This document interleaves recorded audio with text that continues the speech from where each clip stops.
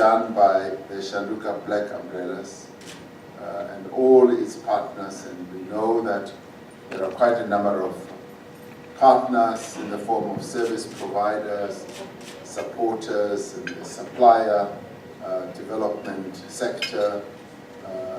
So it is also that moment and this evening when we thank our colleagues in the Shanduka Black Umbrella right across the length and the breadth of the country. As you heard, we've got 9 SBUs now, and it's been a phenomenal growth. And we thank our managers, our colleagues who are involved in all these SBUs. Now, Polani, when one looks at just what we are seeking to do as a nation, and as far as developing a culture of enterprise, an entrepreneurial culture, I often want to cast my eyes back and ask myself, where does this originate from? And I cast my eyes back hundreds of years ago and say that entrepreneurship is in our blood, it's in our DNA. I look back at civilizations like Mapungubwe, where our forebears were already trading with people in China. They were already trading with people in other continents, when you would not have expected that it would be something that they would have done. But even at that age, they were already trading. They were making things. They were making things with the minerals that we eke out of our soil, which they did, and they fabricated golden jewelry, golden articles and implements. That is what they did. But along the way, that was disturbed, that was tempered with by colonialism and apartheid. And during the course of this period, they still sought to find solutions and ways of overcoming some of the difficulties. And some of this struggle that was waged is clearly set out in documents that we've had in the past. One of those was in 1943, which we call the African Claims, when our people were yearning for business activity. They were crying out for trading opportunities and saying, we protest because our trading flair has now been disturbed, it's been restricted. We want to trade, we want to have places where we can make things. And the Freedom Charter clearly set out what the struggle was also about. Whereas the African Claim said, we are protesting against all practices that impede us obtaining licenses, permits, and all that. The Freedom Charter set out very clearly that one of the things that we really want as a people is to be able to have the right to trade where we choose. We also want to have the right to manufacture whatever we want to, and to enter all trades. And this, as we recall, was as a result of the restrictions that had been put on the majority of our people. Now, this constituted a problem, and this was brought about by the system that we had in the past. So in many ways, when we look at the work of the SBU, Shanduka Black Umbrellas, and its partners in supporting black businesses, there is a fundamental objective of redressing the injustices of the past and expanding what I would call the frontiers of economic freedom. And as a nation, that is what we support, that is what we want to see. So this incubation organization, if you like, is trying to restore the dignity, the ability and the capability of our people to trade, to practice what is inherent in them, what is in their DNA. And I'm proud of the fact that Shanduka Black Umbrellas has entered that space and it's executing its task vigorously. And I like looking back at history in order to understand precisely where we are. As we look back, we are then able to know and fully understand where we are with a view of charting a way forward. This then enables people like me to begin to project into the future and say, this is where we are, this is what apartheid sought to destroy in us. And SBU is playing a key role in restoring that ability and capability that is inherent in our people. And through this, we are able to overcome a number of impediments. We are able to enter the space of developing black people. And the magic with what we are seeking to do here is to have 100% owned businesses. Now, in many ways, you could say that we have, through practice and deliberate practice, gone a lot ahead of what we in government have sought to do. In government, we finally came to this conclusion that we needed to have radical transformation at an economic level. Yes, the term started off in government, and then it was transposed into the governing party. But it was when we started talking about the black industrialists, who we expected to be 100% owners of their own businesses. Now, we had already gone way ahead as Shanduka Black Umbrellas in saying what is at the core of our objective is to support 100% black-owned businesses. And this has not just been theoretical talk, Tolan. This has just not been just talk.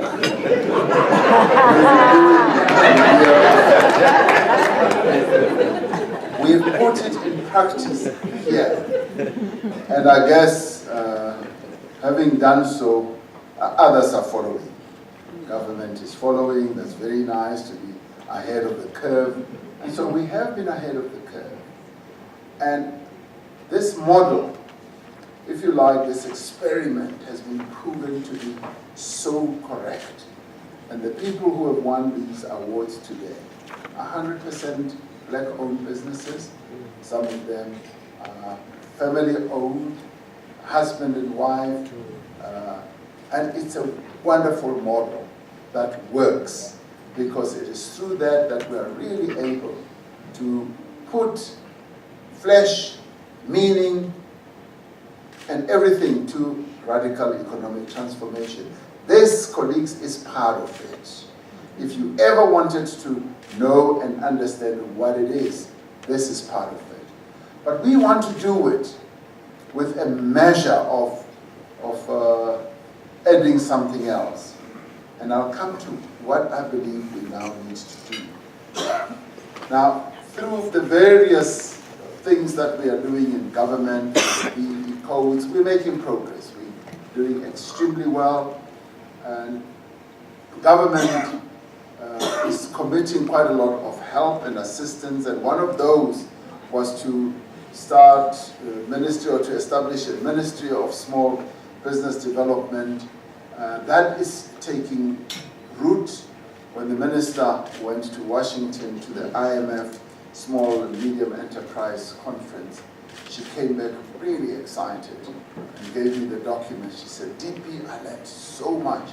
I'm so excited to have this great opportunity. And I can see that she's gaining traction. She's beginning to wrap her arms and her mind around the needs of small and medium enterprises. And that is great. and we want her to be supported so that she can succeed more and more. And on our side, we already obviously see that there is a need to work together with government, with various other agencies. And today we have other agencies that are doing a great deal of work in developing and assisting small and medium enterprises. And we are saying, let all flowers bloom. Let more than 1,000 million flowers bloom so that we can make real success. For we all know that it is through the small and medium enterprises that we'll be able to move our economy forward. Today, yes, we're going to be losing a third of Ashanti Anglo's gold's workforce. Now that is devastating. That is a real setback for our economy. This is when we now need to be focusing on small, because your large corporations throughout the world are no longer able to create those big mega jobs. It is through the small and medium enterprises of people who are focused, like the entrepreneurs who are here, who are family businesses, individual businesses, women-led businesses, that we will be able to make a great deal of success. Now, what we want to see is that we should create a very effective entrepreneurial ecosystem, an ecosystem that will address a whole range of matters where we have deeper and greater clarity of policy, where the issue of finance and capital is also addressed. Now I want to make one suggestion, but I know that it's already been worked on, and where the issue of human capital is also so well developed, because apartheid destroyed the human capital of our people. Those people who were already trading in the Mapungubia civilization, who were already trading with China, who were already trading with the Middle East, who were already trading with a number of other continents, would have taken the whole country by leaps and leaps far ahead. Now that was curtailed, and apartheid interfered with the development of our people. But now we are saying we need to focus on the human capital and develop that human capital to good effect, so that our people can get into this entrepreneurial ecosystem with a great deal of knowledge, capability, and efficiency as well. We also need to focus on the infrastructure that will enable our people to trade. When you go through Soweto, you kept on saying Deputy President, I'm going to be President. when you go through Soweto these days, and the other day we had gone to play golf, and on my way back, I said, I want to go to this restaurant that sells the best fish and chips in the whole of Soweto.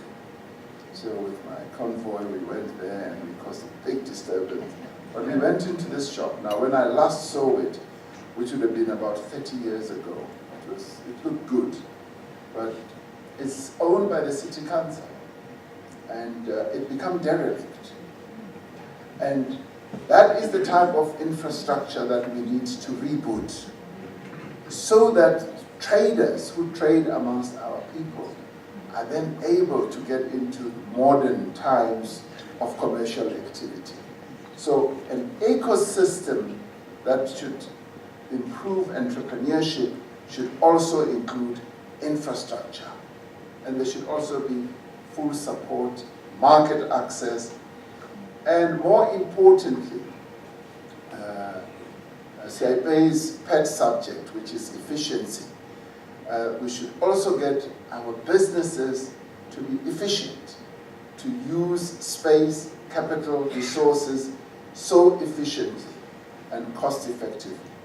Now, our experience is that such an ecosystem can best flourish when it draws on the resources and the capabilities and energy of various stakeholders, both in the public and the private sector.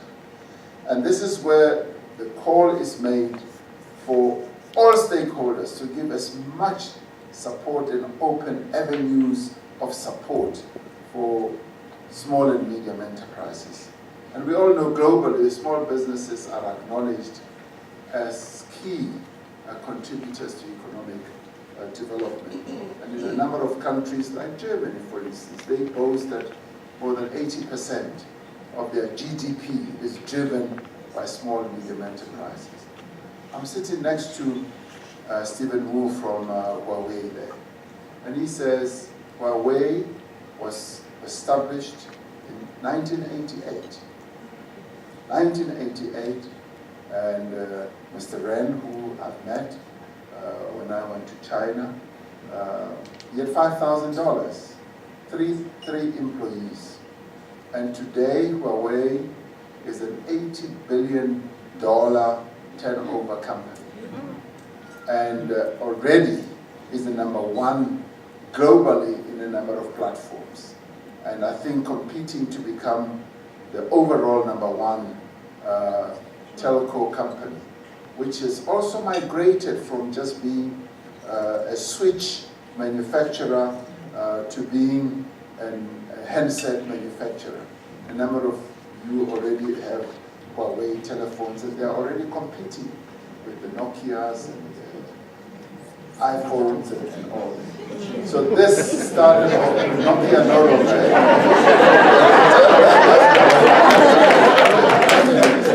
Now, they're already up there. And where did it start? It started off as a small enterprise. Now, the daughter-in-law of a friend of mine, Cleo Kumene, her husband is in the IT business. And she says to my neighbor there, Mumalo, that the story that he was telling about his engineering business mirrors exactly her husband's business. And I said, go back and tell your husband, he's a young man that I know, that he must focus on being the next Google. That must be his dream. And you know what she said? She said, that is the plan. So that's exactly where they want to get to. And I'm happy about that. So small businesses are therefore the key driver of economic growth and vitality. And we need to get it into our heads as South Africans that if we really want our economy to grow, it is at the small business area that we need to focus more attention, because dynamite often comes and always comes in small packages. This is where we can create growth.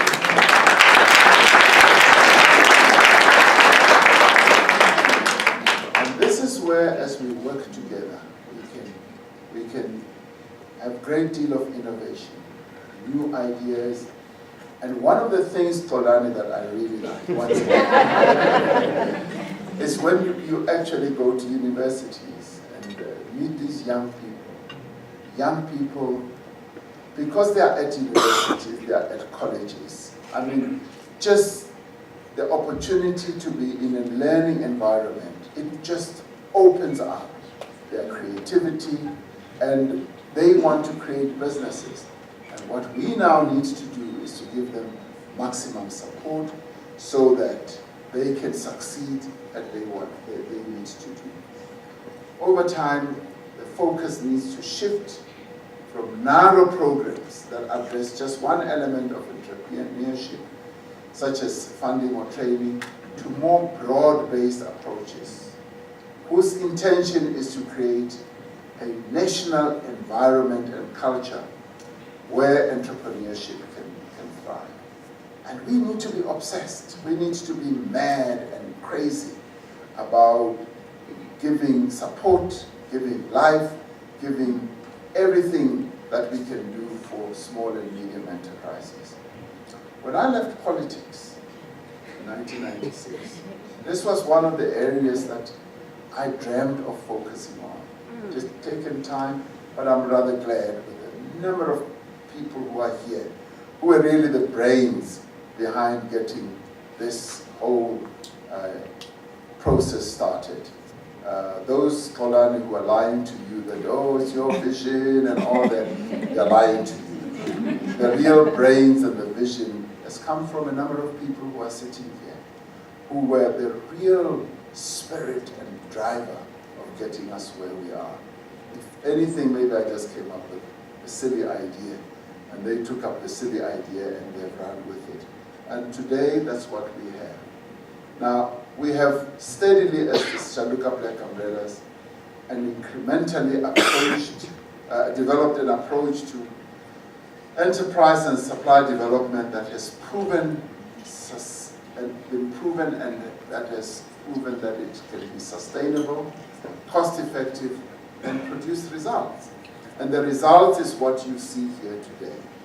For people who are running businesses, who are now able to say, I now employ more than 100 people when you're a small, medium enterprise, it's phenomenal. It is really huge. And having started with just one incubator, we now have 9. And I kept saying to Sebe, why don't we have 10 at the very least? But those 9 have already created more than 1,029 small other businesses. So just with that, we've been able to create so many. Now if you can imagine, and if now you follow my dream, and my dream is a medium-term dream. My medium-term dream, and Done and Saipei, I know I like to shock you quite a bit sometimes. I'm now looking at 100. We've done almost 10. Why can't we do 100? 100 of these incubators. And if we were to do that, we would be creating 12,000 sustainable, high-impact small businesses every 2 to 3 years. That is what we would be doing. But my mad dream is to go to 1,000. Why can't we have 1,000 small businesses? And this is where the dream becomes very exciting. Becomes very exciting because a number of the corporates sitting here would assist. What does it cost to set up a meaningful SBU? It costs 15 million rand. And it costs 15 million rand over a 3-year period. Now, over a 3-year period, we would create those number of SBUs. Yes, it would cost 1.5 billion rand, but that is money well spent. Because in the end, we would create more than 100,000 jobs. Each job would cost us 150,000 rand to create a job. There are entities today that create jobs for much more than that. The Statistician General, Stats SA, was saying in one of his reports, which he issues to government, was saying it is costing us 450,000 rand to create one job. Now, through a small business incubation entity, we would be able to spend 150,000 rand to create a job. Now, when Saipe does her own arithmetic and her own sums, she looks at the incubator and says, through the incubator, we're able to create a job for 15,000, no, 35,000. How much? 30,000 rand. So, but in the end, to create a real job would cost us 150,000 rand. Now, and as corporate supply chains become more diverse, and as a result, risk is reduced and efficiency improved, we would be able to utilize these platforms and these avenues to have a meaningful impact on creating jobs. Now, we've already, as Shanduka Black Umbrellas, created a real entrepreneurial landscape, because what we started off with has proven to be very successful, up to and including Polani, where SBU won a prize in the United States, a global prize, in terms of its efficiency and the way that it functions, competing with a number of other incubation centers or entities in the United States, in Europe, and globally. So the model that we've got,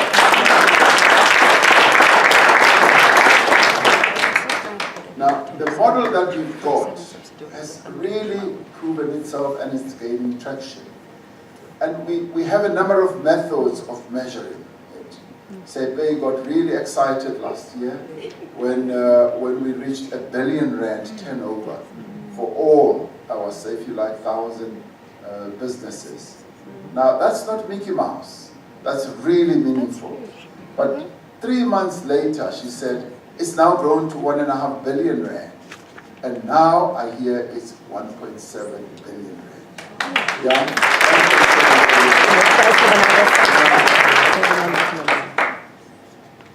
Now, this is up from 8 million in 2012, and just in a few years, we've been able to achieve this phenomenal success. But the important thing is, the various businesses that we've got in incubation are paying 443 million rand in salaries that are paid to more than 10,000 people who did not have jobs. And those people have now been provided with jobs, and they are working, and these are sustainable jobs. Now, in a country in which every employed person is known to support at least 4 or 5 people, the social impact of these jobs is quite phenomenal. It is huge and it is immense. And in clear demonstration that a massive growth in the number of small and medium enterprises would measurably enhance public resources. These businesses have contributed 95 million rand to the fiscus, where the fiscus always struggles to get taxes from small medium enterprises. That is why some of them don't even want it to be known what their turnover is, how much money they are making. So the fiscus really has a problem. So, and the net asset value of all these businesses, and this is the real good measure, the net asset value of these businesses that did not exist a few years ago is now almost R500 million. Now this is real value that black businesses now have in their own hand. Now that, in my book, is very, very successful. And this is all due to the support that they get from the black business, from the Shanduka black umbrellas. Now, having spent several years establishing an effective approach and a firm foundation, the SBU's impact has increased exponentially over recent years. Part of the success is that SBU encourages sustained entrepreneurial activity and through collaborative partnerships that we have. And it also supports longevity of these partnerships through analytical monitoring, and the rigor that is put in the processes is really, really fantastic, because it lends itself to having a great impact on the success of these businesses. Now, the input from entrepreneurs that we seek with regard to the challenges that they face, with regard to some of the problems they face, is also very important, because it contributes to seeing how we can improve this whole incubation process. Now, in all this, we found that great success can come from focus, from commitment, and from never, ever giving up. And that, in our view, is very, very important. Now, there are quite a number of interesting stories. I won't even get into the stories of a number of those people who are in this program who have succeeded. And maybe one day we will write a real book about each entrepreneur's journey, so that Ngumalo's journey here can also be shared together with others as we hear the stories that they have to tell. Now, it's also now important that we should focus on what is it that we are going to do to lend a real strong hand to small and medium enterprises. It is important that as a nation and as a country, having realized that this is an important area of growing our economy, that we should do everything, pull out all stops, particularly in this time of great economic downturn. Now, because they are small and they are nimble and they come in small packages, small and medium enterprises would be able to maneuver their way around recession. They would be able to be sufficiently innovative to find solutions.